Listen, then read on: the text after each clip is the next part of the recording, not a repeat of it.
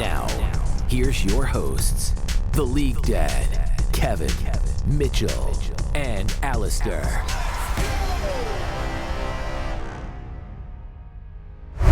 What's up, gamers, and welcome to another episode of the All In Podcast. I am the League Dad, and as always, joined by the boys. We're back. We've got Kevin, Mitchell, and Alistair, and week one of the lock-in.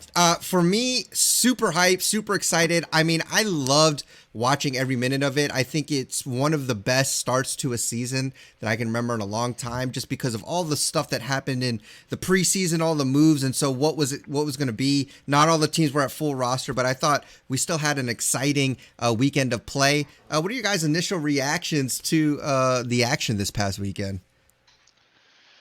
Lots of ups and downs. EG is looking a lot better than I expected. Jojo Pien is definitely living up to his hype, in my opinion.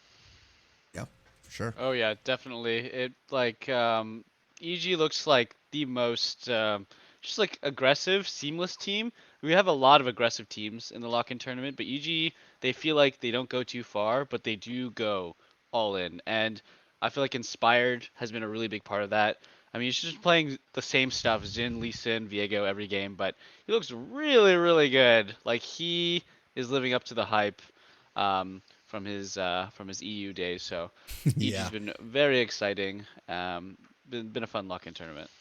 Yep. Yeah, I think EG's been doing well. I think that's kind of what we expect from them. They have their full roster, the stars they want, and they're playing aggressive, which is great. I don't want to really harken back to every time we see EG do really well for a streak, and then week 2 or week 3 happens. But I mean, I'm not as concerned in the lock-in tournament because the stakes are a little lower, so those mental blocks shouldn't be a problem.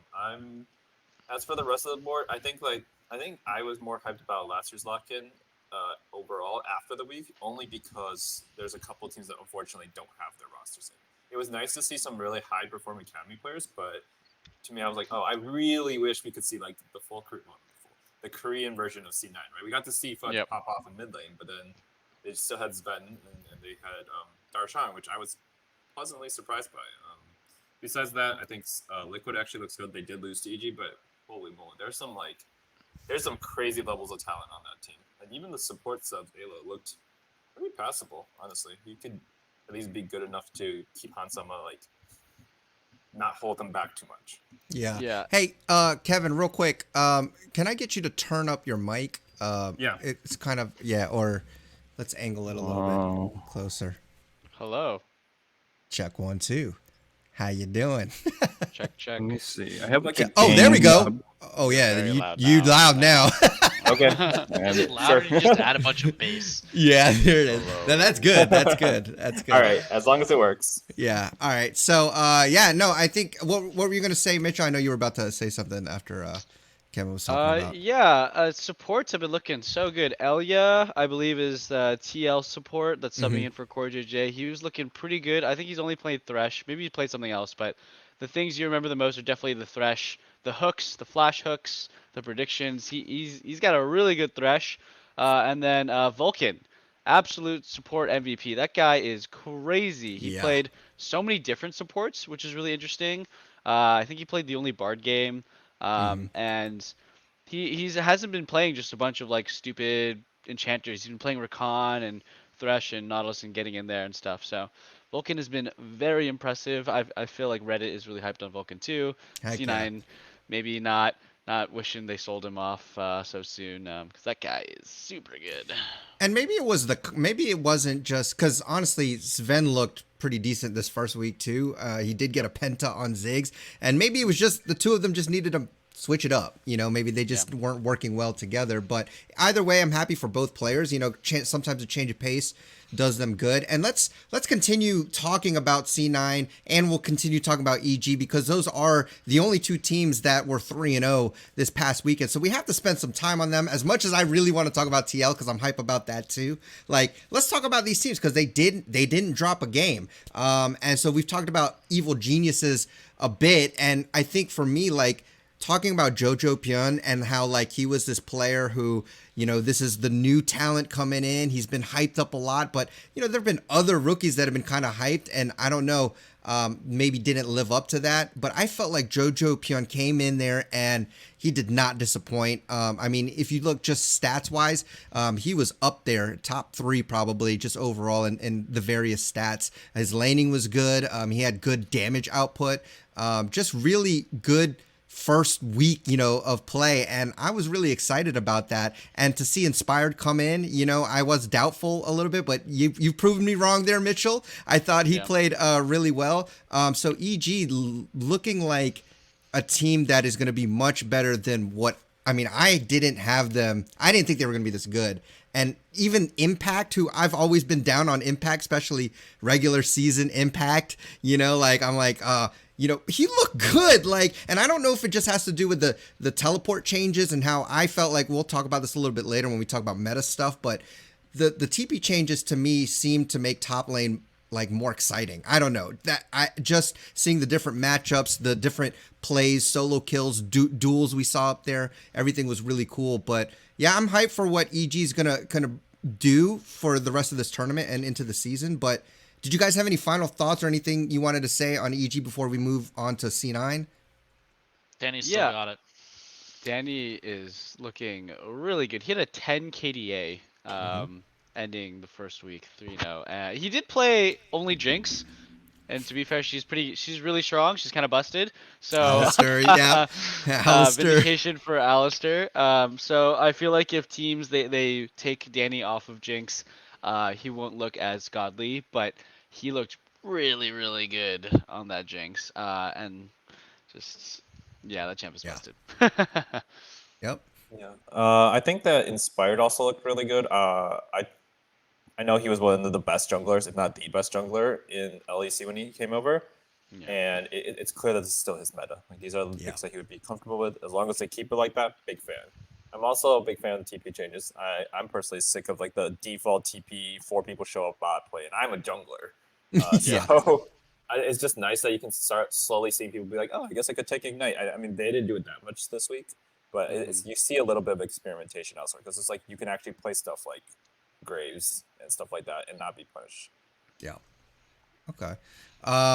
So I mean, it's really hype. Again, like I said, young team, lots of talent. It's really going to be exciting to see where they go. Let's talk a little bit about C9, because the first thing I want to point out is, yes, they didn't have their main roster here, but man, am I happy for Darshan, because that dude played pretty good. And in fact, both of the subs for C9 did surprisingly well. I mean, I feel like their group is a little bit easier, but still undefeated. That's a lot. And again, I want to spotlight Darshan because he's a veteran. I mean, he's been playing for so long, has had ups and has had downs, but to be in the academy team and play as well as he did, even as far as he's been in the league, that Gragas game was insane. But what else did you notice about C9 or wanted to touch on as far as this first week goes? Because they showed up.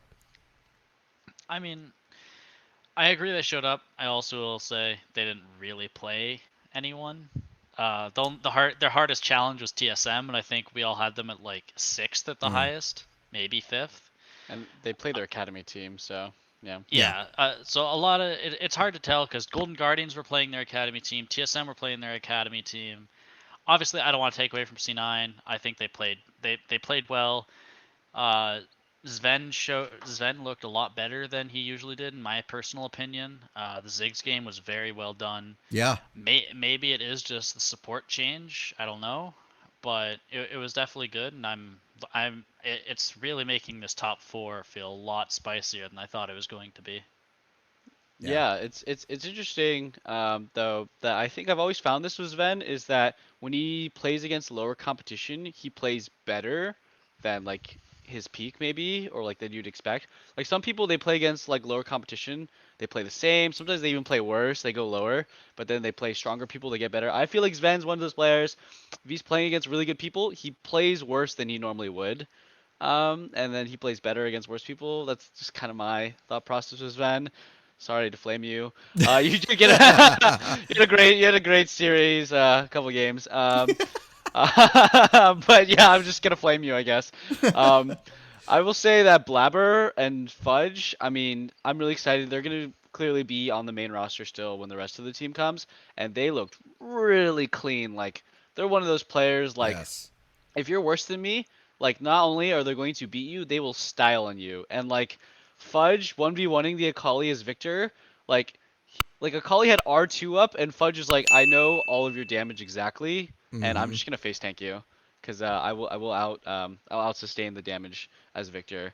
And I thought that's really cool, like these little things that like Fudge and Blabber, if you're not good enough, they will style on you. They'll Yeah. 2v8 a game if they have to, and they don't have to. So, pretty exciting team. I'm excited to see the rest of the players come in.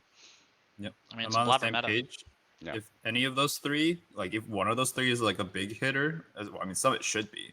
So Yeah. honestly, if he's a big hitter and your bot lane is just good enough, that team is going to have a lot of firepower. Biggest question mark was, is Fudge going to be able to play the game? And so far, he looks competent. Again, they weren't against super hard teams, but still got to win every match that's put in your on your plate. So pretty happy for them. We'll see how they do week 2, but it's a really good start. I mean, I don't think they've been even coached yet in person. I think Ellis is still stuck in Oh, Korea. I did not know Uh, that. Yeah, I'm not sure. Well, Yeah. if the other Korean players can't get over, I'm assuming he can't Yeah. either. Yeah, But again, LS. I saw a stream title today saying he's like estranged coach or something like that. Oh, So so yeah, he's he's still in Korea. probably. That's. I mean, that's pretty impressive. I don't know how much coaching they've done, if that's more on the players for it. But regardless, all the caveats. 3-0. Now, look, I just looking at stats, Fudge was by all means in the top 3 mid laners, arguably, maybe top 2 or even 1. I don't know. Like he played really well. Do you think it's possible that he could end up this way at the end of the split? Because that was the goal, right? LS said Fudge being best mid laner here. Obviously, he's got a lot of competition, but what a great start. What are your thoughts? Can he do it? I mean, I think short answer yes. I think he can do Okay. it. We saw what happened last year with him playing top lane. He came in saying he should be top 2, and then everyone was flaming him because he didn't perform Yes, well in that was me. lock-in. And then look what happens at the end of the split. He's arguably the best top laner in the league Yep. because Alfari's been kind of up and down. So short answer, yes. At the same time, we do have to see how. At the same time, mid lane has much more competition than top lane Yes. does in North America. I mean, our only top laners we got right now we have Bwipo, Impact, Someday. Um, when Alfari, Impact, and Someday were the good top laners when Fudge was top lane. Mid Yeah. lane, there's Bjergsen, Abidage, Jojo Pian. Mm-hmm. Did I say Bjergsen? Yeah. Yeah, Bjergsen. Bjergsen. Yeah. I'm But forgetting it's a one. long list. Yeah. Yeah, Power PoE. of Evil. I still think Palafox is really good. There's a lot more names, and it'll be a lot harder to do. But realistically, I think he has the drive. I think he can do it. Yeah. Yeah, I think he can do it, obviously. But we'll have to see. Because one of the things that I felt like did sort of propel him as the best top laner was he was on top of the meta picks. Like he Mhm. was one of the first like really good Gwen and Lee Sin players from last year. And of course, he's on the Victor hype right now. That's all he's played. But like I'm curious to see like if we go into a full mage meta, right? Is he gonna be able to compete with Bjergsen, Abadage, and PoE in the full mage meta, right? But if we stay like we get a couple assassins, maybe a couple bruisers thrown in mid lane, I could see Fudge definitely like being up there. But we He did don't know play what Victor what the meta. twice. He He did did play play Victor Victor twice. but yeah. Victor is busted though, right? Like if we Yes, get into a that's true. meta where like But if we it's get just to Oriana Corki or like Oriana Syndra, I think is what he's yeah. saying. Yeah, like Oriana, Syndra, Azir, like stuff like that. Like I don't know how he's gonna fare. I've never seen those champions. Those champions are very difficult to play at the highest level. True. And like Abadage, Bjergsen, PoE, they've been playing those champions for like 5+ years, like 6 years, like hella long, right? So Mhm. we'll see if Fudge can compete in that area. And that's the only thing that's really gonna hold him back, right? Right. Okay. I mean, I'll start giving him credit once they start playing against teams, like real Yeah. teams, and Yeah. not like literally bottom 3 or bottom 4 teams. I think that he played well. He did exactly what he needed to do. Victor has been a top laner before, so I think he has experience with True. the spacing. Mhm. But like a lot of Fudge's strengths, like the whole like knowing the meta picks or being able to wave control stuff like that is still important in mid, but in a different manner. So I don't think the carryable skills are there, and like there has never been an instance of a solo laner moving to mid or anybody shifting to mid and being a top player in role swap history. It's always been like to jungle, or Xiao is the first example of someone going to top lane from mid and being like ridiculously good, right? Yeah, but we've like never go had support, someone go to mid and be a #1 player in their league as far in a major league that I know of. Well, So actually, when you think about it, Perks kind of went from ADC to mid. I mean, he was a mid laner before. Yeah. So I don't know if that fully That counts. doesn't count. It doesn't he, count. he, Well, he did. Okay, so he went to ADC to mid, but even if I counted it, he was not #1 mid once he went. yeah, he was the #1. He was the, and then if anybody's watching, like, see, Vitality's kind of running it too. So Yeah, so like again, it's a maybe thing. it is really hard to switch back to mid. Honestly, even if you were one of the mid go for the West, right? Mid is one of the hardest roles in the game. It's probably ADC and then mid, right? Like so, it's. Remember really when hard Piglet to tried to limbo. go from ADC to mid? Didn't he try to do that? Dude, Uzi Yeah, went he to mid for a did. season, and I watched that, and he was like good, but he wasn't good enough. And Uzi's got the best hands in the business back then, in season 4. I remember Piglet. Yeah. Or season Oh five. god, that was so That didn't work bad. out at all. It was like, literally he had like 1 or 2 good games on Ari, and then like a lot of them were just running it. Like again, these are really good players. Mid is not like just because you have hands. You have to have like a lot of brain. True. And that's why like you see so much longevity and so many like Orianna has been picked since time immemorial. Like we just see Orianna always, right? And these people have like literally 8 years plus of experience on Ori. So like I don't think so. I think he might be. To his credit, though, I do think Fudge does have a brain, and I think he does. I think he also, for sure. And I also do think that he's young enough to, he's young. That's really it. He's young, and I think maybe it's early enough to where his brain is still kind of adaptable in the sense that he can really soak up, those mechanics of the mid lane. I'd rather give Jojo Pion than that. Then he's literally a young Fortnite zoomer coming into our league and he's one of the first major game swaps to league in a while. That's actually doing well. Yeah, no, actually, it's maybe true. the only one actually, but I think he is the only one. I can't think of any other. At least in NA, I know we have Gamsu who went to Overwatch and back to. But he started in League, so it still doesn't really count. Remember CLG Link? I think he went to. Yes. Remember he did the Dunzo Manifesto? Was it him? And then he went to Dota, yep. and then he came back. Or did he try to come back? I don't remember. He came tried to back. come back. He was Team Liquid sub for season 6 or 7. Yeah, and then it was really hyped. They had a really sick video. I think he played like one academy game and just got absolutely demolished. Homeboy was He stuck just in never D1. came Homeboy back. was stuck in D1. I saw him in my raid game, and I was like, what happened? Because he was one of the top 3 mid laners. Dude, How the I remember turntables have turned. Yeah. Hey man, I still see Xmithy in my solo queue games, so Really? No way. Hey, he's I'm surprised he's alive. still playing. I mean, I'd he's love to see him alive. back, but I'm just surprised he still cares to play. yeah, he's around Masters Elo right now. Dang, he's still nice. Masters. Midi. Hey. Let's go. That's probably Pretty higher than good. he's It's not been his in the last job 3 anymore. years, so Yeah, no, he is. He's usually stuck in like D2 Yeah, he's when he's usually on D2. TL. When he was on TL, he'd be like D2, maybe D1, maybe D3, but like Hey. D2, I would always look up Xmithy like, oh, he's still D2. Okay. Hey, Yeah, let me usually just what put it out he'd do there. is he'd play for a week, get to Masters, and then decay out because Yeah. he went on like a Hearthstone time to go binge play or something like that. I mean, WoW. jungle is the role that's literally a different game between a solo queue and pro. That's So true. it's not too so big of a so I mean a lot of rules are, I feel like, though. And I can speak for ADC, and obviously there's jungle, but I don't really know as much about the other ones. Support Maybe- I don't know about the other ones. as Maybe much. he's doing a Mid's pretty simple. maybe he's doing a redemption arc like Olay, where Yeah. he's like, if I don't make top 10 challenger, But I think Ole he's was like, a I'm gonna grinder go- back in the day I when he know. was good. And Yeah, I don't think Xmithy has ever been known Xmithy- to be a grinder. I can't. That's why I'm kind of saying it. I'm memeing a little bit because I can't imagine Xmithy like I'm gonna do. Like he just doesn't seem like that He type used of person. 100% of his true power, dude. No, yeah. He's It's gonna like- come back in season 17 to end. I know, and be watch him be 40. like really good. Yeah, watch him be like so good. He's gonna be like.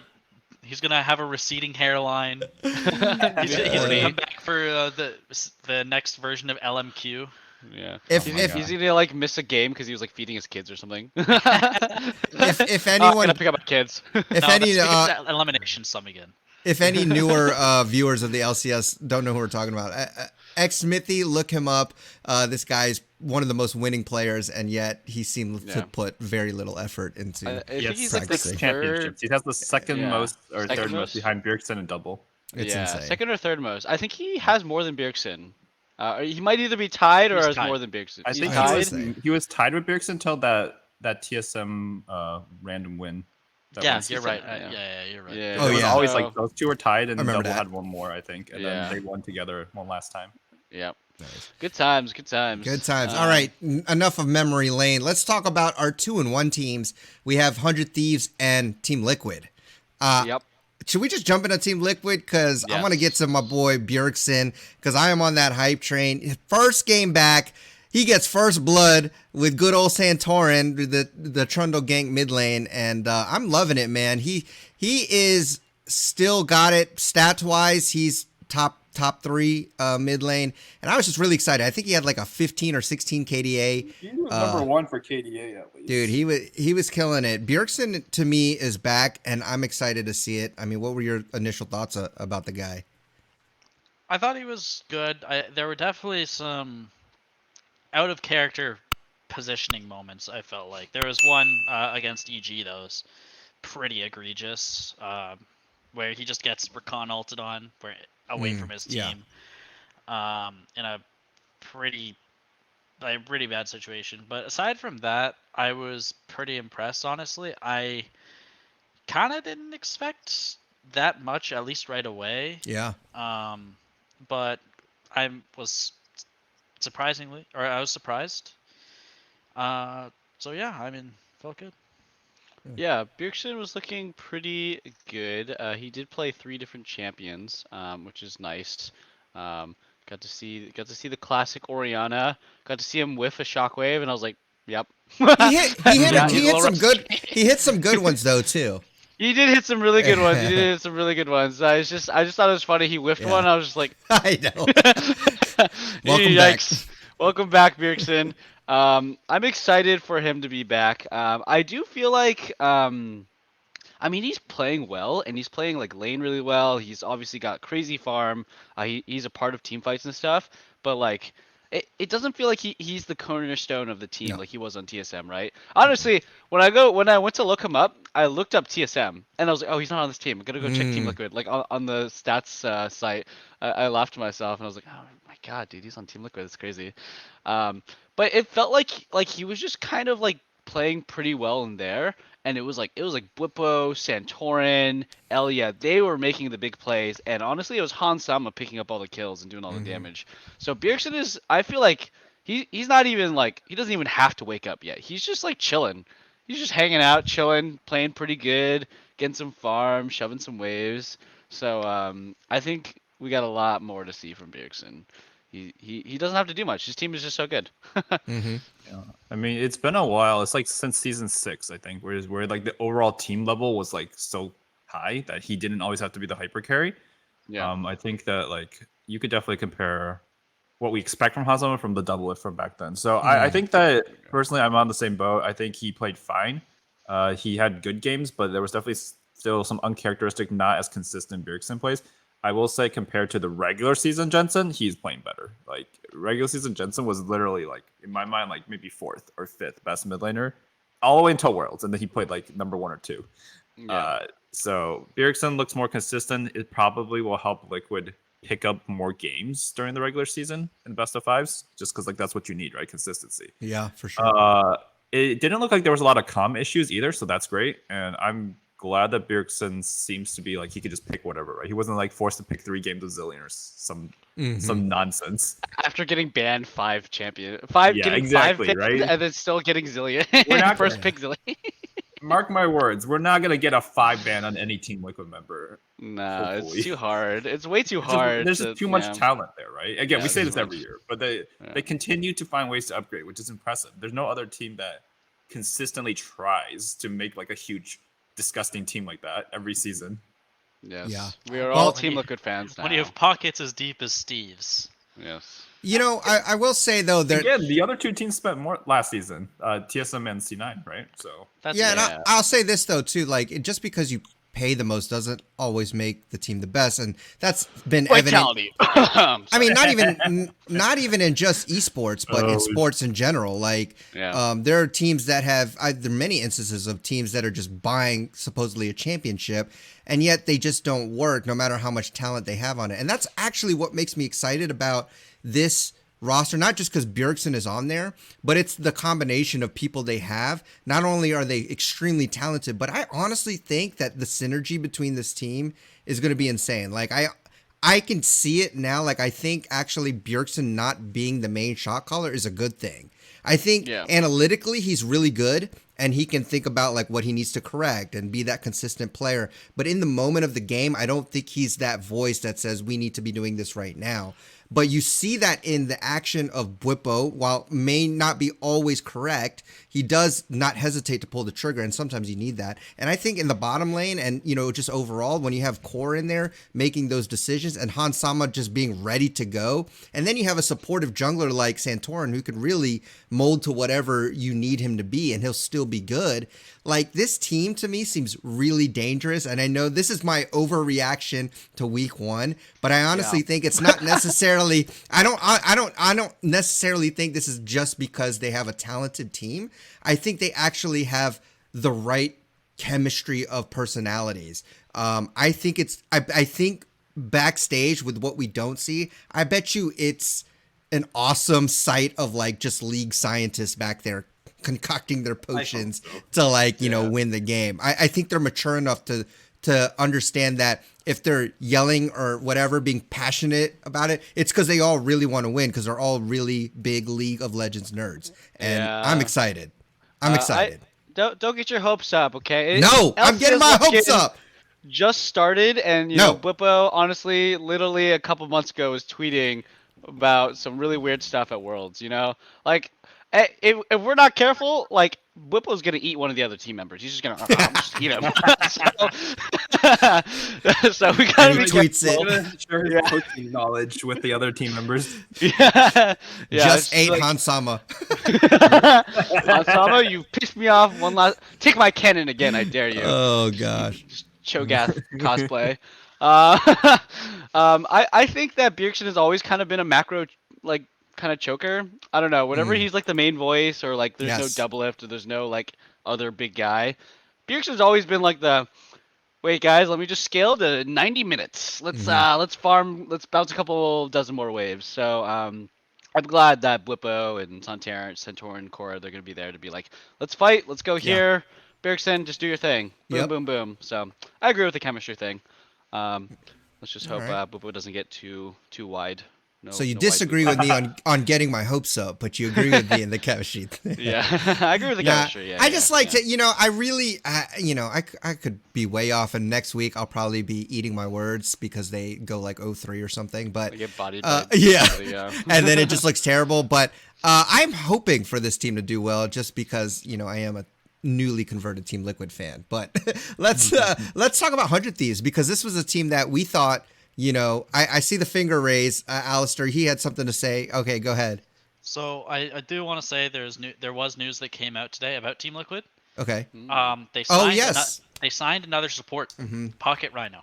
Yeah. Oh. So my guess and speculation is that this means that Hansama will be staying in, Core JJ will be on the bench, and Isla will be playing full time until Core JJ gets his green card. Yes. I did see that. I'm glad you brought that up too, because the thing is too, like, how long does that mean? Like, they obviously are expecting this delay to be, a little bit longer than anticipated if they have to actually get a full-time backup support, right? Like, where, they don't know his status. And I'm hoping it doesn't drag on, but I'm glad that you brought that up, because I think they'll be fine, because Isla has been doing great. Looking really good. Yeah, looking really good. So I don't think there'll be issues there. But again, you want the main unit as much time as they can get together, like just building that, those reps in. That definitely they're going to miss that when it comes time to, for finals or whatever. So hopefully it doesn't take too long. I have a question for you guys. So this is an interesting. What if Ayla, right, is just popping off like crazy? Really, really good. They are so clearly the best bot lane right, in the league, like Hansama Ayla, right? And then we're at the end of spring split or something, or Ooh. beginning of summer. Corey J finally gets his green card. Do they put Corey J back in? Right? I mean, yeah, obviously they're going to at least a couple of times, right? They're gonna put him in scrims. They're gonna see what happens. But like, that's gonna be an interesting world because, I mean, Ayla played 2 games and he only played Thresh, so obviously gotta make a lot of conjectures here. But Yeah. he looked like sometimes when I watch players and I watch games, like I get feelings about players and like I'm like, okay, this guy's actually like really good. I felt that about Ayla. Like the Yeah. way he plays Thresh, the way he kind of like thinks about hooks and how you kind of have like that natural like I'm just gonna predict your movement and like Mm-hmm. hook at a really weird angle. I'm gonna still nag you, like snag you on your foot or something.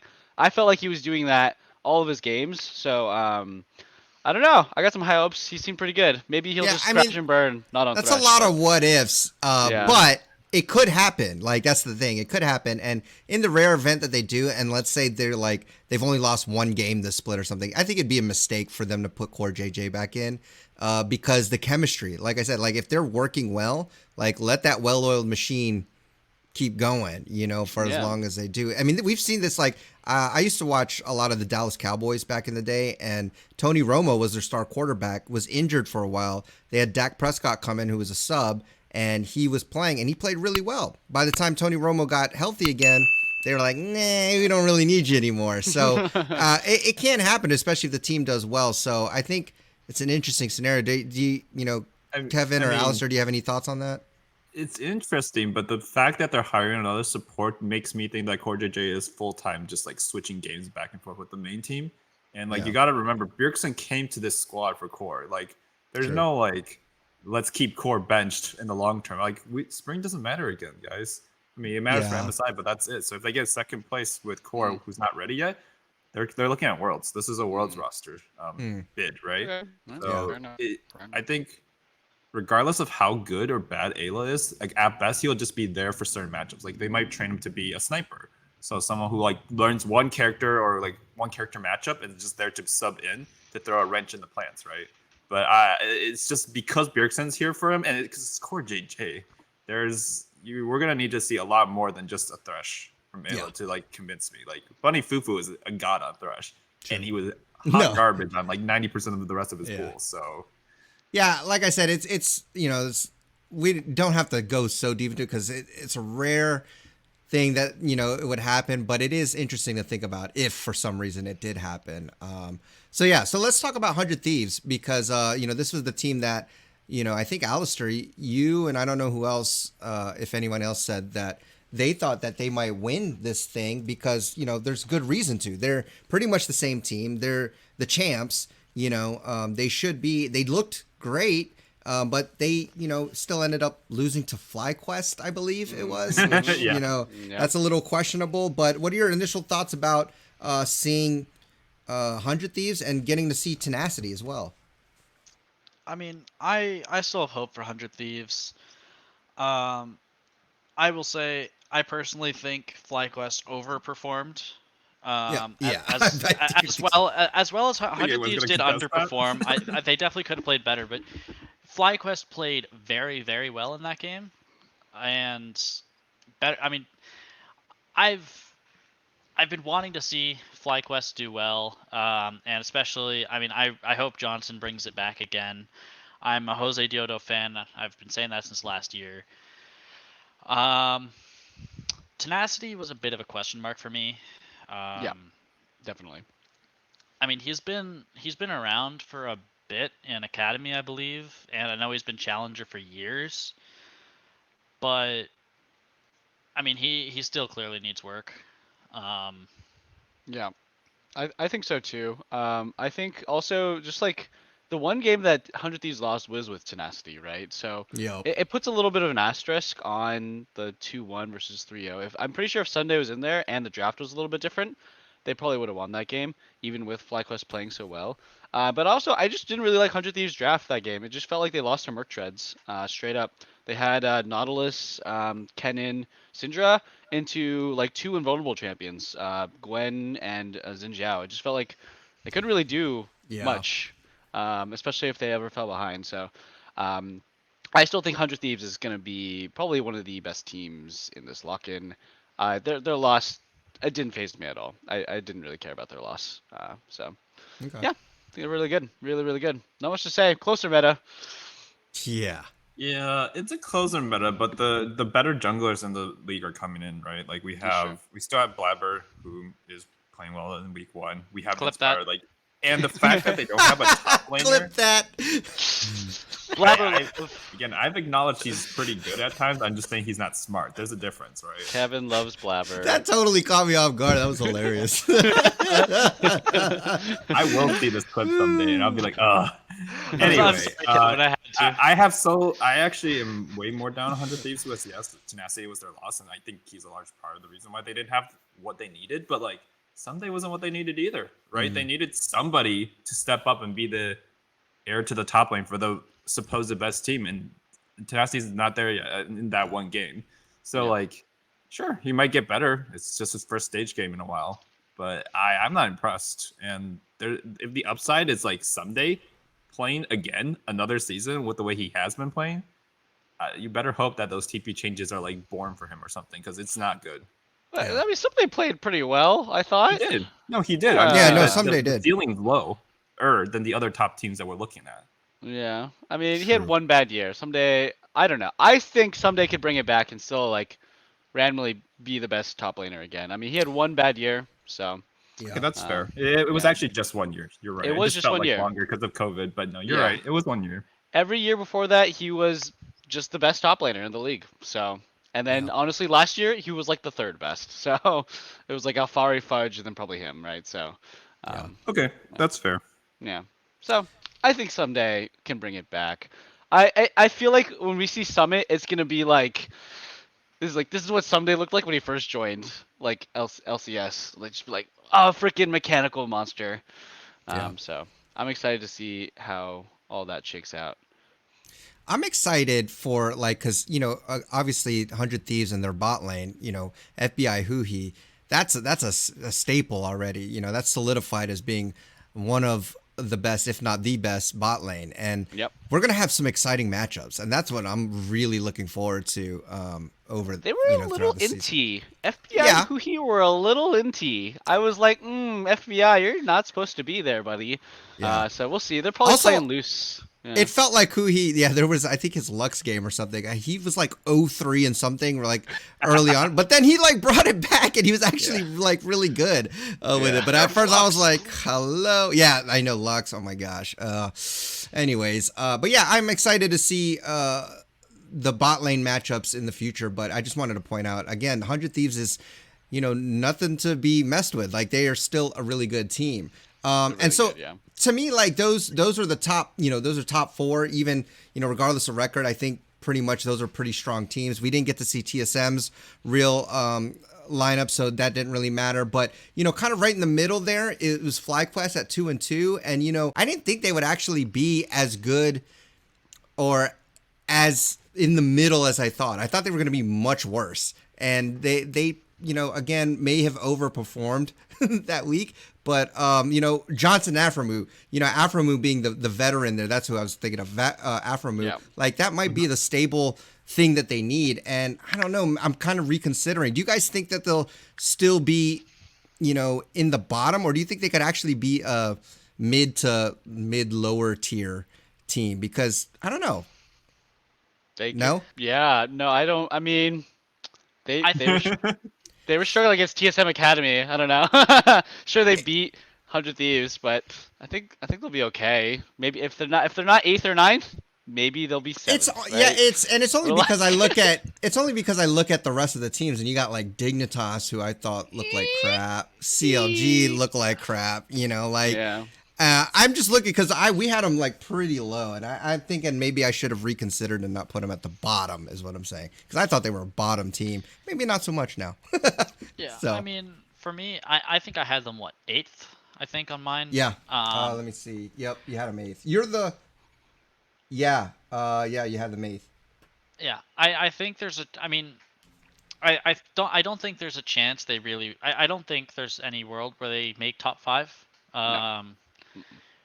Maybe if TSM is really bad and Immortals continues to just fall asleep at the wheel, they could get 6th. Yeah. But I mean, I said I have hope for the team. Johnson Aframu coming back is definitely really good. Hmm. I mean, Johnson's been like wanting this for a while after how well they did on Dig Yep. together. Yeah. Or was it? No, it was It was Dig. Um, Yep. so I think they could maybe get 6th, maybe Yeah. get 5th off of a tiebreaker. But I could see 6th or 7th, yeah, but Yeah. I eight wouldn't sounds pretty expect good to me too though. much. Yeah. Yeah, And that's it kind of depends on Immortals and TSM. Yeah. Yeah. Yeah, and that's the thing. Like, is there even anything to talk about like with these bottom tier teams? Because, you look at Immortals going 0-3, you look at Golden Guardians going 0-3. Counter Logic Gaming 1-2. Like, we know these are bottom tier teams, and that's pretty much how they performed. Is there any highlight that you guys want to make, or anything notable that maybe from that pile of coal you found a diamond in the rough? I'll just say TSM Academy. I mean, okay, Viper looks like hot garbage, but Sure. Hyper was pretty sick. I thought Hyper has some Hyper's really really good. Hyper has some sick mechanics. He kind of ran it down in his Viego game, but his Lee Sin was so good. Oh my Yeah. goodness, I really liked his Lee Sin a lot. So, um, I mean, that's their academy team, right? None of those players are going to be really in once the main roster comes in, but Yeah. he's never gonna play, right? It's Spica. So, but Yeah. still, good for him. Good for him. He showed maybe he'll get on a team next year. So Yeah. good for Yeah, I Hyper. think that when it comes to think about bottom teams, like we just have to be actively looking for the gems, right? Like Yeah, we're just like looking have at to. like which one of these guys is going to be on a good team in the future, Yep. or is going to be recruited or scouted, right? Because like essentially, no matter how they do, they're not going to be in playoff contention. So like, Yeah. but we shouldn't ignore them because there still is talent on some of these teams, and then we have like some teams that are built out of like Ryoma and stuff. So again, they're all like generally a little sad to watch, but try to find like the ones who stick out. Like Hyper was playing really well. I think that whatever his name is, Tukui. Tukui. Yeah. Tukui on The FlyQuest. French He's guy alright. was a little better than Aka at least. I mean, I don't know if he was really good, but I just remember when Ika or Aka started. Holy moly! Yeah, that was bad. It lowered my opinion of like French Yeah. mid laners for a while for no Yeah. reason. So I do want to say we have seen PoE carry a team before. yeah, Yep. this is true. Wild Turtle is still good. Yep. Yeah. I That's know true. he was on CLG last year, but so is Power of Evil. So The I mean, not roster on last year, paper should but he not was be in the 0 past. 3. No, This is how I feel Mortals about should it. be a good team. Like Xerxes, I mean, he was considered like pre-inspired time as like the best jungler. I Mhm. mean, they took like what SKT to like 4 games on Splice Yeah. only in like 2020. So, um, I don't know, man. Immortals, they need a new coach or something because they got On good paper, players. they do look good. Yeah. Right? But Oh. they did not play good. They lost Gil Hoto, who went to I think Liquid, right? So that's probably a big hit to Oh. It them. was a really big signing because he was Yeah. doing he was a smart guy. It sounded like. Mm. Yeah, because he was also on Mad Lions too when they went to Worlds the first time. So. That makes yeah. sense. Okay, well, let's talk then. Let's talk about the meta a little bit because, Oh my God. we've been wanting to see what was going to happen, what champions were going to come out. And there was so many things to talk about. Like, I'll just start off. First of all, let's go back to the TP changes, right? So we knew that was going to make an impact for sure. We weren't going to see a lot of those early dives or anything like that. And top lane was really interesting, at least for me. I felt like there was a tad more action. I felt like top lane actually mattered. I felt like you could actually get a lead there and make a difference. Lots of different champions up there. Saw a lot of Renekton going up there. We even saw Sion, Gragas. I mean, there was just all sorts of things. How do you guys think, or what do you guys think of those TP changes? And did you guys think that there was a noticeable difference as far as how the flow of the game went? I mean, I'll start off. I think the flow of the game changed pretty drastically. The fact that the game doesn't feel decided at 4 minutes, Right. feels really good. The one I will say, teleport has also it has already been changed, but the change we haven't mentioned, and we probably should, since we also do have 2 junglers into here, is the scuttle changes. Yeah. Oh right. That happened, but I personally, I think the game is much more enjoyable to watch. Yeah. Personally, because I feel like the scaling lane should be the one that's kind of left alone to their own devices, and they sit there and they right-click minions, while the champions that want to sit there and fight and get bloody should be the ones who sit there, fight, and get bloody. Mm-hmm. I think it's much more entertaining, and it feels like everyone kind of gets their spotlight rather than, oh, this top laner is really good because they have a good laning phase and they got a 15 CS lead. Good job. Mm-hmm. Yeah. It's not, instead of just being, oh yeah, well, this team dove bot and then one team top laner lost 2 plates solo because they teleported to tower to try and save a play or something like that. I Yeah. find it more entertaining. Yeah. I think it's like it is a very different kind of game, right? Because exactly that situation Alistair just described is like one top laner TP's bot and gets his bot lane behind, and the enemy top laner gets himself ahead, right?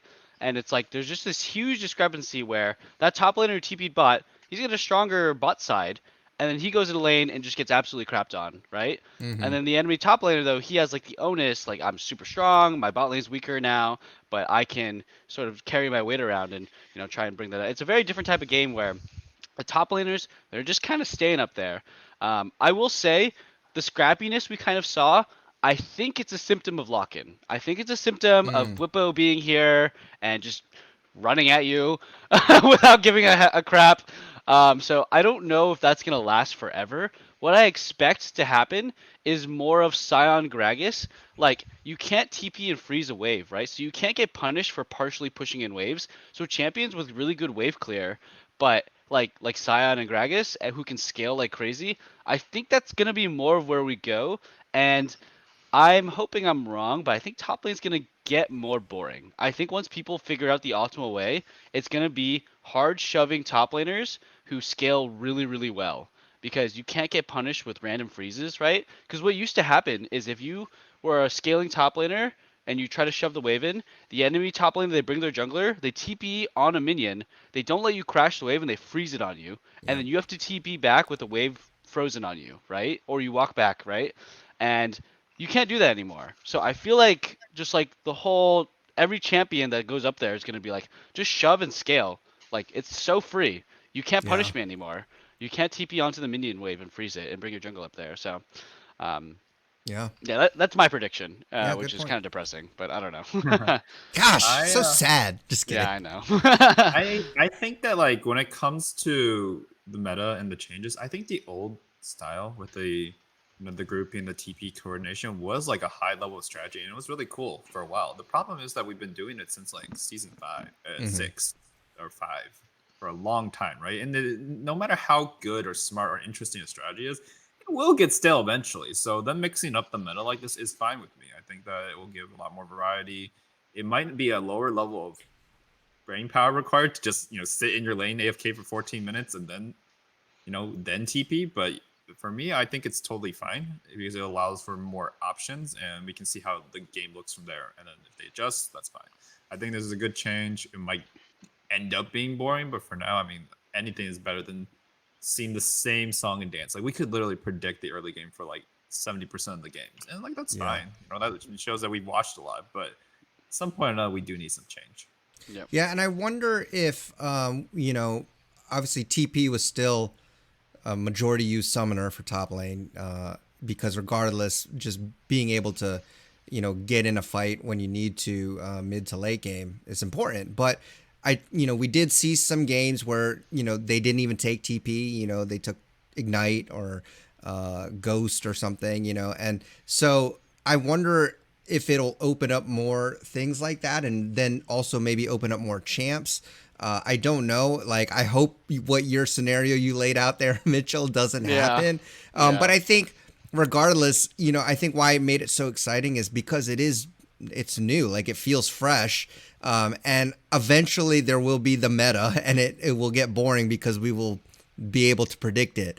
But just seeing what's going to pop up right now, like, I think we're still in that honeymoon phase. Like, we don't know yet how it's going to be solidified, how teams are going to play around. And I think right now, like, just enjoy the moment. Like, it was really exciting for me because, top laners don't really know what exactly their role is yet, and teams are still trying to figure that out. But either There's way, a Bwippo. There's a yeah, wild and Bwippo there's running at you. exactly like. He was like, "You want this minion wave? I will fight you until one of us dies." Did you see that one where he was Graves, and I think he was proxying the third wave or whatever, like with no vision, and like I think the enemy jungler collapsed on him. He still got out. It was insane. Like it was so different game, dumb, man. dude. He is stupid. I forget who was keep getting away casting. with it. I forget who was casting, but they were even like, wait, and he's gone. Wait, no, he's not. He's like, he just literally got some free minions, was able to do all this stuff, wasted, because I think their top laner ended up having to try to follow and get the kill. It didn't happen, so he lost all the minions that were crashing in his turret. So, yeah, I think that hopefully will have a factor in shaking things up in the top lane. Bwippo. It's so It'll be good. so funny. It's so funny. I I don't know. It's sometimes it's like it's that Jizuke thing, right? Like where he might just style on you, but he also might just int. And I'm hoping it's more of smart, aggressive, or smart, chaotic, or insane thinking. Yeah. We'll have to and see. luckily, Bwippo's a lot better than Jizuke. Oh, yeah, a lot absolutely. better. So Yeah, that's for sure. the nice thing about him. Yeah. Yeah. And okay, so let's talk about this pick that we were mentioning before, and that was Corki. And this hybrid build, we saw it a lot. Now, I think we saw maybe one or two times of Corki going shield bow and, the regular build. I think Bjergsen did it once. But for the most part, we did see that hybrid build come out. And I think it did pretty well. I didn't look at the stats exactly, but just from my eye test, I felt like it did pretty well. Yeah, like it had winning percentages for both middle, and it was played top lane once and did well. So what are your thoughts on that? Corki. Delete. The build's just It's disgusting. it's disgusting. It's awful. Get it out of my games. Yeah, I have to permaban Corki in solo queue. I know we're not. I know we're talking, but like when a generally competitive pick is pick ban in solo queue, there's clearly something wrong. I mean, especially because the game has slowed down due to the teleport changes. It's so much harder to punish a Corki, and especially with the fact that package is a 4-minute cooldown, it gives you so much time to set up plays with it around every single dragon or Rift Herald or Baron that you want, as long as you can set it up. And the poke is unreal. Oh yeah. And especially at the higher levels when people are good at landing the skill shots, you land one good big one and the fight's off. You don't even have to have package for the fight to be off. Yeah. You just have to hit one rocket. It's just too much damage, especially with Ingenious Hunter too. The mana immune's going to stack faster, and the Luden's cooldown is going to be almost halved. You can't do anything against it, it feels like, once you get his items. I think the Ravenous Hydra part is also the backbreaker in that, like, one of the issues with, like, pork Corki, Porky, with poke Corki is like, like other Corki builds have lifesteal, right? So you can actually auto attack and kind of get in there.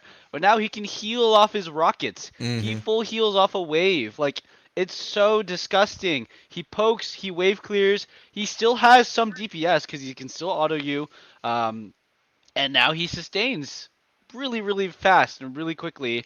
And he's got crazy, ridiculous AoE, right? So even if you don't get hit by a Corki rocket, if your teammate gets hit by one, you just still take like 80% of your HP. It's ridiculous. I don't know, like, I feel like there's got to be a bug somewhere that no one has figured out, because the amount of damage that it looks like people do, I feel like they're getting like 3 Ravenous Hydra procs or something, or it's like compounding upon itself. Well, it should be getting 2.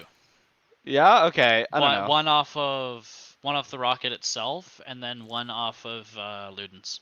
Oh, that's disgusting. Oh, See, that I would didn't know explain that. Why it feels like it's proccing a lot. Okay. Yeah, 'cause it procs off of Luden's, it procs off of every one of his Gatling gun.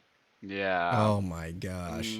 That just seems not balanced. I mean, to be fair, the Gatling gun one is nerfed. Same way, it's like, I'm pretty sure at least, because like 33% effectiveness or something like that. I think it's that because like Urgot was abusing Titanic type thing. I missed that. That was so fun. It I was don't. dumb. I will say I actually kind of like Corki, not this build per se, but I like Corki for the whole get in there button. I think package Yeah. is one of those like moves where like there's a very clear risk to doing it. Oh, yeah. Like I've seen so many packet like the difference between a I've guy who knows hinted. how to play Corki and doesn't is like night and day, right? And it's really cool to see like that really big flashy move across the screen and then like their second Valk, whether there's a stupid Valk or a good Valk. Yep. So for that I like. Yeah, I don't think you should be having no risk though with the Ravenous Hydra. So I think if I were Riot, I would be taking out the interactions that make it like giga busted and like very niche for him. But I think like as a character, I don't think he needs like any major tune downs. Maybe level 16 alt needs to be weaker, but Yeah. maybe that's it. It just feels like it can get to a point where it's so underactive. You have so many rockets, you give him blue buff, he has so many chances to land poke, but if you do land one rocket on the squishies, it is game over. It's like Yeah. that dragon is gone, that tower is gone, that baron's gone. It feels it feels like honestly it feels more broken than like old Nidalee, right? You Mm. just Yeah, 'cause throw he's you just also a throw hyper carry. yeah, So he's he a can do hyper both. carry. He's got DPS. He's got a gap. He's got a dash AoE. and AOE. Like his AOE Nidalee spears on lower cooldown. Yeah. That heals you. It's so That's nuts. stupid. It's so broken. You put it like that, yeah.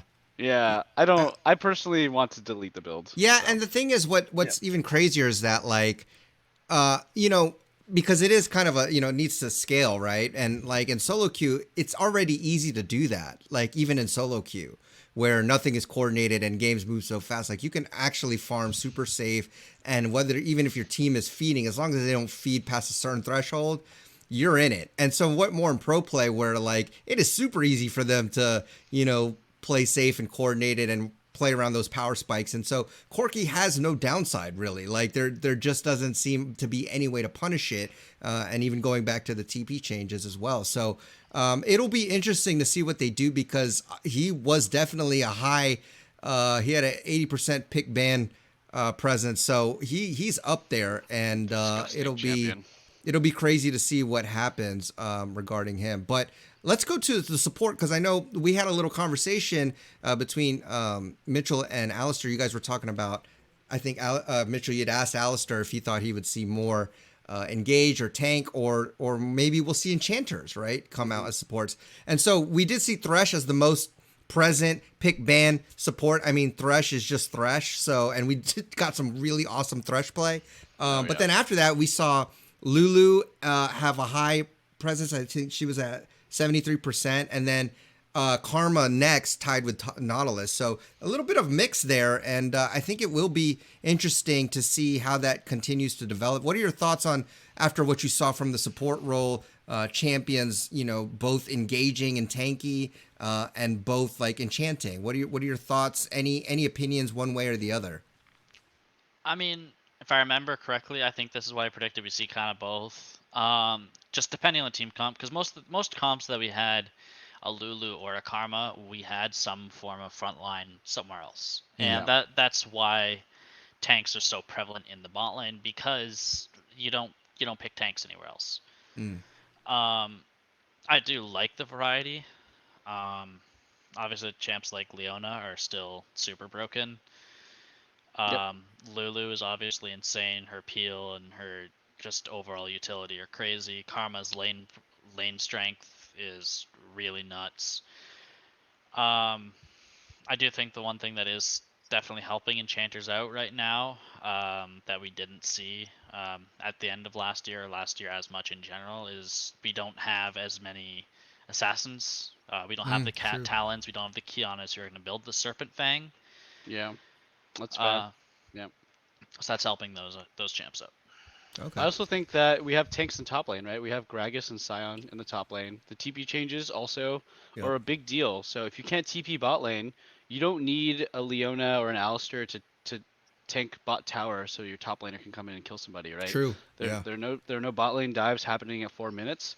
A support's not going to do very much at 4 minutes for a bot lane dive. I would just like to pat myself on the back. Karma wasn't seen that much in LECS, but it was like almost nearly full pick ban in LEC and LCK. It was just seen everywhere. I'm just gonna say, I play like 3 supports: Karma, Alistair, and LeBlanc support. And I just been spamming Karma's Farm like this seems really broken. You know, I'm just gonna say on the podcast this is gonna be super broken, and I was randomly right. So that kind of got lucky there. Yeah, I think it's because we can see tanks elsewhere in the game, and just I don't know, man. I think enchanters have just always been strong. It's just pros are so hard on for engaged tanks and supports. Um, yeah, and we Well, saw they some were, Yumi too. It didn't do very That's well, true. but we saw it. Yeah. they were. I mean, they were necessary to enable, the TP play to be consistent or the 4-man dive to be consistent. And now it's still can happen to some extent, but it's not as necessary. I honestly thought that Yumi would be more prevalent because when I think character who like wants to just survive laning phase, not get punished and like become a monster is Yumi, right? Yumi went 0-2 in NA lock-in and then 0-3 in LEC. It's not like she showed Yeah. up a decent amount. She just hasn't won yet. It could just take a Yumi degen to be there. Like honestly, a very good Yumi player, there is some skill expression, very little, but like you can tell when someone doesn't know how to play Yumi and they're just like not doing anything. Yeah. So I think that Yumi's still very strong. I don't hope to see her, but I expect to see more of her as people relearn how to play her. I think it's just one of those characters that no one wants to be caught dead maining. Yeah, Like, Yeah. that's true. everyone's gonna bag on you, man. Even your team, as you're doing well, they're like, "That's BS." Yeah. Yeah. I played an ARAM with Yumi AP, and I did 96k damage. Yeah, Holy no, dude, Ludens on Not Yumi is okay. They've nerfed her so many times and put so much power into her Q. She does so much damage. It's ridiculous. I It's literally not. two-shot people. I was being Yeah. carried around by my like tank, and then I was just destroying people, and they were just Yep. like, "What the heck?" I had a I. Teemo carry me around, and we just killed the 80 carries and like blinding dark Q. So Yeah. Yumi's nasty. I don't know why she's not being played more. Maybe it's just because pros still punish it better, but I expect to see more of it. I would imagine it's just so much easier to punish because we talk about, well, dives are harder now. If you're only diving one person, Yeah. you only have one person to hit. It's a Yeah. lot harder to mess up. Cosmics, dude. That's BS. That it's not ISO when they're combined. Yeah. Yeah. Yeah. I also think people maybe aren't playing the right champions. I don't know. I like people playing like Jin Yumi, and I was just kind of like, that doesn't seem right. That seems not like, that good. yeah, it doesn't seem very good. I mean, it's like, fast. yeah, but you want a hyper carry, you know? I feel like, or like something with like Lucian. Where's Lucian Nami? You know, that's True. something I was thinking about. I was like, huh, Yeah, Lucian isn't just Lucian kind of. better late game now? I feel like he was played less than I He can't make it out early game right now. He just gets hard just punished in by champs universe. like Aphelios, Caitlyn, and Jinx in lane. Like even Yeah. with the Karma, you take biscuits and longsword 3 pots and you just can't do anything. I see. You just get Interesting. hard spaced. You can't get level 2 first. It's just Yeah. really hard. It has to be a counter pick, which just rarely ever happens. For bot lane, yeah, because Lucian Nami was massive at Worlds. That was the bot lane duo to look Yeah. out for. So very interesting. It's been overtaken by like Jinx Lulu, Jinx Karma, which is No exciting. surprise that the two arcane marksmen are top 2 in presence pick ban. Caitlyn, yeah, And 100%. Jinx, I mean, just every game either picked or banned. Jinx was really high up there, like 86%. So she was. I have a everywhere. question. Alistair, what's the Jinx build? I've seen a couple, and I'm curious what's the best Jinx. Obviously, it's situational, but like, what do you think the best Jinx build? Because I have my own idea. I watched a Double Lift video recently, and I've been obviously watching a lot. But what do you think the best Jinx build is, or the best Caitlyn build? Yeah. The best Caitlyn build? Yeah. Sorry, not big Jinx. I meant Caitlyn. Yeah. The best Caitlyn build is Gale Force Collector. Yeah. What's up with that? That's so ridiculous. Yeah, that's what I mean, it's a pretty good Jinx build too, but like, I think it's so crazy that Gale Force Collector is the best cape build right now. It's always been. Ever since item rework, that's what I've been building on her. Like since beginning of season 11. The crazy It- one That shot sounds build. like nonsense, but I mean, I've seen it. I just don't understand. It's because, especially now with the nerf to Ravenous Hunter, the buff to Ingenious Hunter, your Gale Force is on like a 50-second cooldown or 55, something like that, really short, and your burst at 2 items is crazy. Yeah, it's like, disgusting. Your Caitlyn works really well with lethality. And especially crit and lethality on champions like Caitlyn is just absolutely nuts. And it really does help her mid game drop off, which is kind of the same idea we saw with the Caitlyn builds before the item update, where you'd see Caitlyn's going Infinity Edge, Essence Reaver, Bloodthirster as their first 3 items. It's the same kind of idea. You don't have to build an attack speed item second. You just build 2 like straight up damage items, and your mid game dip is partially fixed. Yeah, you just pop people with like abilities. You're an ability caster for a little while, and then you start autoing most later. AD carries, aside from like an Aphelios with Bloodthirster, you can Gale Force, Headshot, and then Q ult, and they'll probably die. Yeah. It's very interesting because, the church is coming to North America. We hate Collector in the church. So, Oh yeah. We'll see. it's I pretty think interesting. I was watching the TriCast with Double Lift and Sneaky and Medius, and I think they were memeing him a little bit because they kept there was Collector on it. It's like, but the mathematical, that's not mathematically correct. Even though I forget, I think it was Graves. It was it was Whippo. I think he was like one-shotting people. Graves. Yeah. I do want to say I completely disagree with the whole Collector bad because math. Yeah. Collector is very good as a second item. If you're building Collector third, a fourth item, then yes, Lord Dominik's is much better. If you are looking for a snowball mid-game power spike, Lord Dominik's probably isn't enough. Obviously, if they have a Leona and a Scion, it's different. Mm-hmm. Yeah. But you already have, as an AD carry, 90% chance you've cut down in your runes, so you're already getting part of the Giant Slayer, and lethality mid-game is so much stronger. Yeah. To execute, oh, well, it's only 100 damage. It's 100 damage.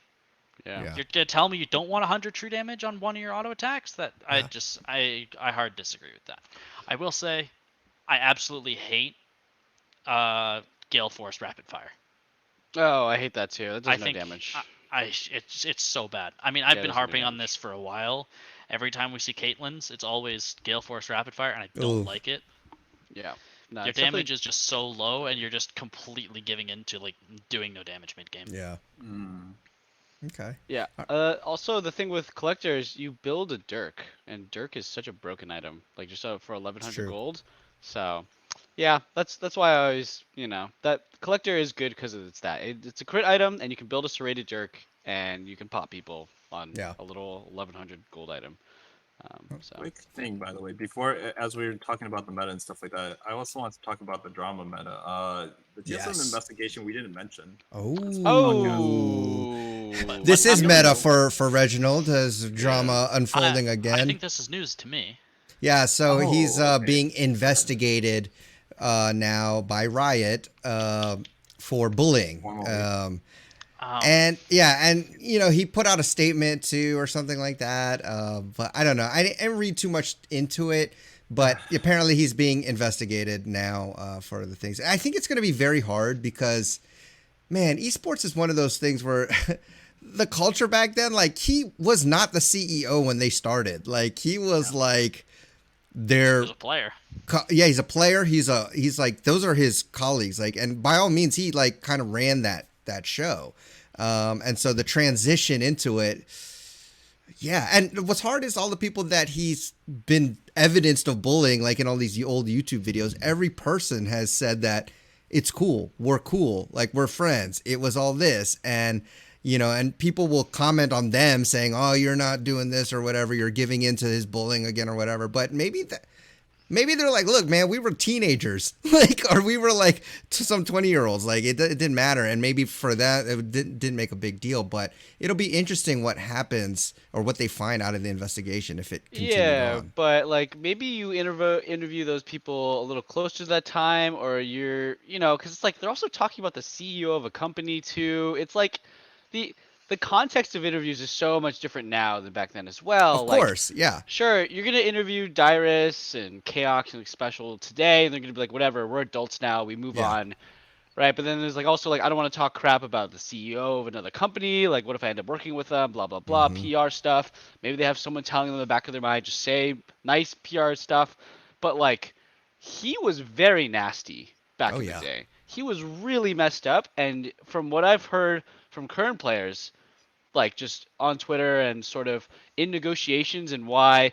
Remember, we're talking like 2-3 years ago till today. We've heard other players don't want to go to TSM because they're afraid of getting bullied by Reggie. True. Like we've heard rumors of like random players being like, no, I would never go to TSM, right? Because Yeah. of blah blah blah blah blah.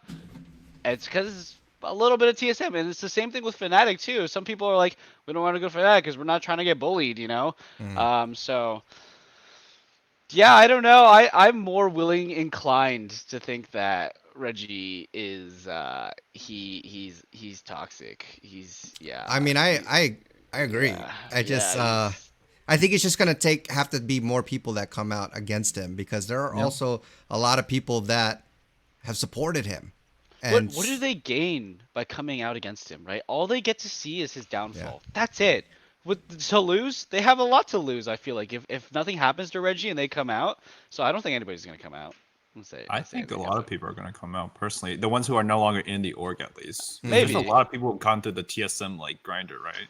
Like we always joke about all the like discarded junglers, and like you remember what happened to Acadian when he was doing well on TSM and he was like just removed Yeah, for Greg, was it? Or I forgot who he was it was removed for. Greg. Yeah. But I agree with League Dad in the sense that I think what happened in the past, like what happens like on a sports team when you are a player and you're talking to each other and you're like getting passionate, especially after a loss, like yeah, a lot of that I don't think is super invalidating, and that's what the public sees.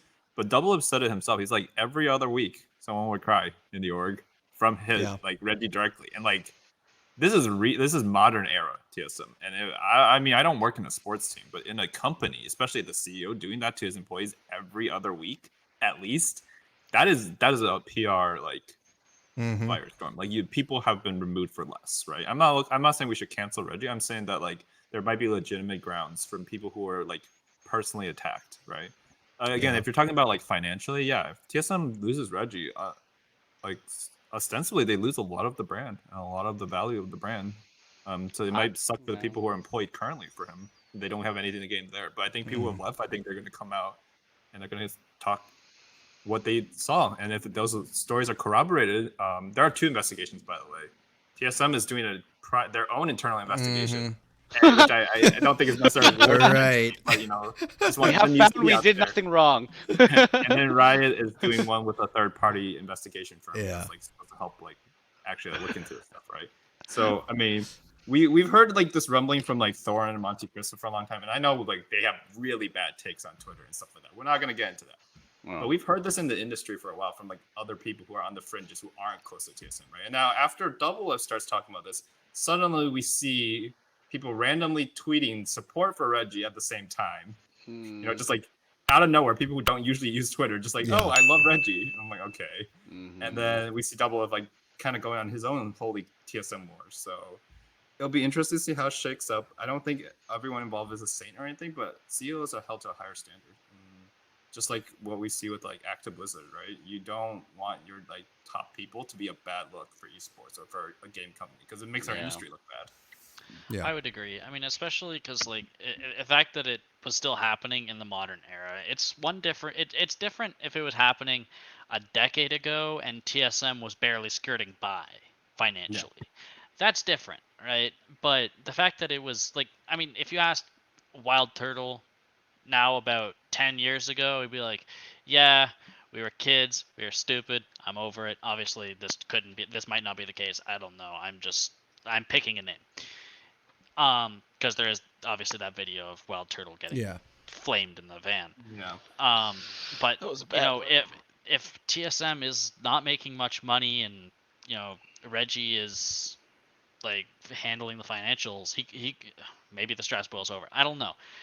That was 10 years ago. Nowadays, TSM is, for lack of a better word, thriving. They have been for years, and it's still happening. That's an issue. Yeah. I mean, either way, I think when you take the reins as CEO of the company, you have like there is a line now. Like there is a manner of professionalism. I think part of this is, him growing up in, let's face it, a toxic environment, right? Like this is how esports is even today. Like it can be really toxic, and him bringing those negative types of communication, like where he's used to talking to people like that, and then now bringing it into this role and trying to transition into like a young professional into this organization, which is still in a very new industry. I'm not saying that. I definitely think, it comes up enough. There's got to be some truth to it, right? Like, this has been happening over and over again. People here and there, pockets of news coming out saying that he's like this, and we see evidence of it. Him blowing up and him bullying. So I'm sure there's truth to it. I wholeheartedly believe it, and I just think that it's interesting to me just because of how young this industry is, and how young he's had a transition from being a player like just the rest of everybody else, toxic player, to now being this CEO, $1 million making company, whatever. So, but Yeah. all right. Cancel Reggie. What? Wow. No, you're like this. We have a new CEO, the League Dad. He's gonna take TSM to horizons they've never seen before. My first order of business, bring Bjergsen back. All right? Bring Bjergsen back. TSM's new CEO, League Dad. Breaking news. TSM has been sold to TL. I'm rich. I'm Oh rich. my god, I would so do that. That would be so funny. TL will now absorb TSM for $20. Hey man, it could happen. Is there anything else you guys want to talk about as far as the meta or anything in general? Wrap things up. We don't need to predict what's going to happen. We did that last week, kind of when we talked about who we think would win. But anything, maybe a crazy prediction out there for next week, or any final thoughts? I have one conversation topic I kind of wanted to bring up. Let's do it. The Chemtech Soul. Oh yes. What are your thoughts on it now? Because I feel like Chemtech Soul and Solo Q super stupid and busted, right? Or the revive one is Chemtech, right? Yeah. Yep. Yeah. Chemtech is revive. I feel like it's not very good in pro play. What are your guys' thoughts? I don't know. When I see it, it feels like almost nobody did anything as a zombie. People just ran away. I don't know what your saw thoughts some are. games in LEC. I forgot what team it was, LEC and also LPL, where like it looked like it was impossible to lose with Chemtech Soul. Like I was watching teams like get battered over and over with like 3 exposed inhibs and just like continue to win, and it was disgusting. So I kind of chalked it up to NA's not as good at using it yet, but we will eventually get there. Because it just in my mind, the guy like you have to focus these people for so long, especially people who have like GAs and stuff. That's just disgusting. Especially compared to the other souls, right? I do agree though. It was weird that in Lock-in I didn't feel that many impactful. Like you didn't do anything. Yeah. I feel like people just ran away, and it was like you're like a Scion passive, but like you have no phase rush or like move speed thingy or whatever. Maybe I just don't. Maybe NA's ahead of the curve. It's possible. I don't know. I don't know.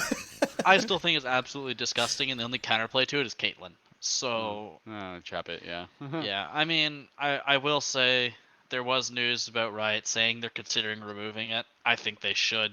Oh, I think they should remove it, yeah. Because regardless, if it's either one of our opinions, right, where it's really, really broken or it does nothing, they should remove it, right? Yeah. It should be somewhere in the middle where it's like just pretty Clown strong. Soul was allowed to exist like that for how long? Until they finally made it usable? I still think Cloud Soul wasn't that bad.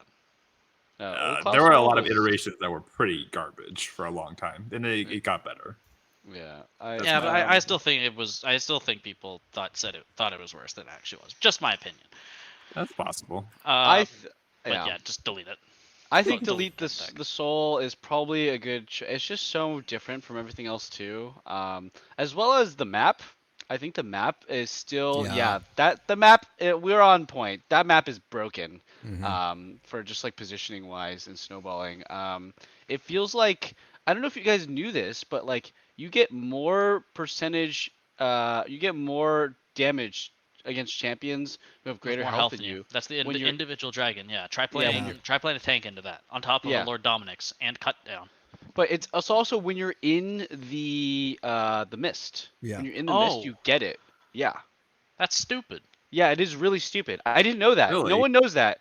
Someone said it in an LEC cast. I was just watching random highlights, and I think Medic said it on cast, and Vedi was like, "I work here, and I didn't even know that." That's crazy. So why do I not get 4% extra damage when I'm standing in the jungle with Infernal Soul? Like that's just, I don't know. That's an idiotic interaction that never should have existed in the first place. I think it's really. I think they should definitely delete it. And honestly, Hextech Soul is pretty underwhelming. It's very boring. It's like you get a little crappy static shiv proc. Yeah. I mean, I do think this. I do think it has. I think it has It its times where slows it is too, really right? good. It because the slow. Yeah. Mm, Because like obviously not every soul is good for every team comp, right? If you Mhm. get Hextech soul and you're playing Corki, that's disgusting.